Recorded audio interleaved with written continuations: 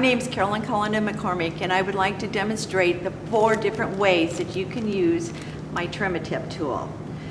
The first way that we're going to do, well, first of all, I should tell you that the trim-a-tip is going to do exactly what it says. It's going to trim off your tips.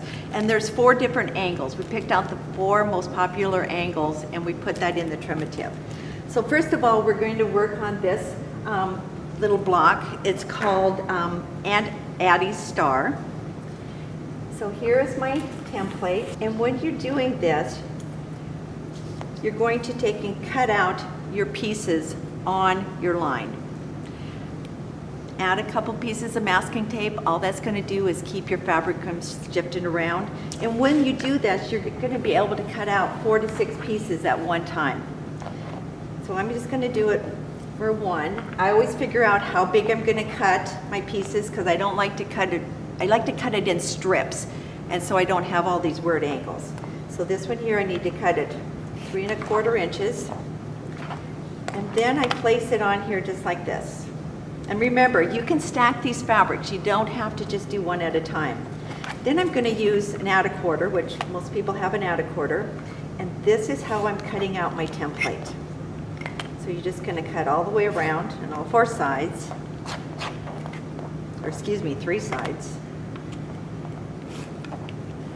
And you have this ready to go. Now what we're going to do is we're going to use this trim-a-tip to trim off those extra tips. One of the things I should mention as well that I don't know if I did is add a piece of tape or something on the back of the trim-a-tip because it's see-through. It gets lost really easy. So all we're going to do is we're going to line up the 45° with the template and then the dash line with the fabric. I'm going to trim this off. We're going to do the other side.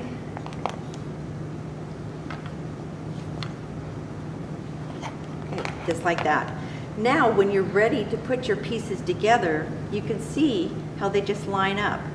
And everybody has a 1/4 inch foot on their sewing machine now. You just use your 1/4 inch foot, just sew it together, and you can see how nice your pieces come together.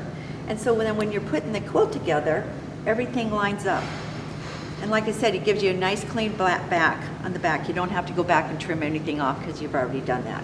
The other thing that we can do is if you're going to do fast rotary cutting, on the inside of the trim-a-tip, there's different patterns that you can use your rotary cutter with.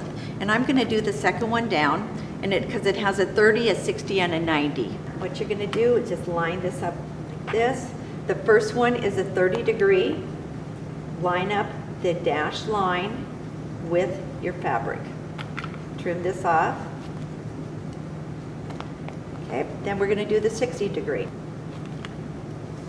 And then when you're ready to sew this together, everything's just going to match. You're not going to have to try to figure out where that 1/4 inch is at. The next thing that you can do is set in triangles. Sometimes when I set in my triangles, I think I have everything lined up, but when I go to put it all together, I have to go in and trim it. This is going to eliminate that problem. What you're going to do, see how sometimes, this is a bias, so you have to be really careful that it doesn't stretch. So you think you have it all lined up, but to be sure, go ahead and trim this tip off using the trim-a-tip. Then you're going to line this up just like this and see how it just matches up exactly. Then you're just going to use your 1/4 inch seam allowance or your 1/4 inch foot to sew that on. Corner triangles, same thing.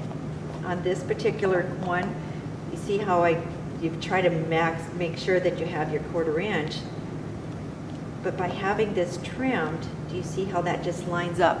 And you don't have to guess where it's going to go.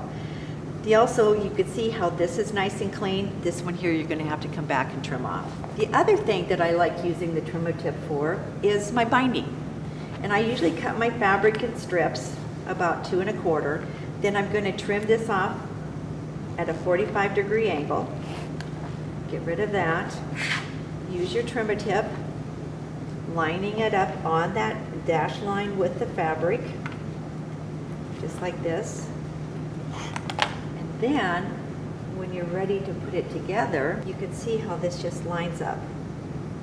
Then use the 1/4 inch foot on your machine, sew it together, and then when you have your binding all put together, you can see you don't have to worry about any little dog ears that you have to trim off, because it comes together nice and clean. So those are the 4 different ways to use your Trim-A-Tip. Thank you for watching my demonstration. I hope you enjoyed it. You can find the Trim-A-Tip at your local quilt store, or you can get it on my website, cmdesignsonline.com.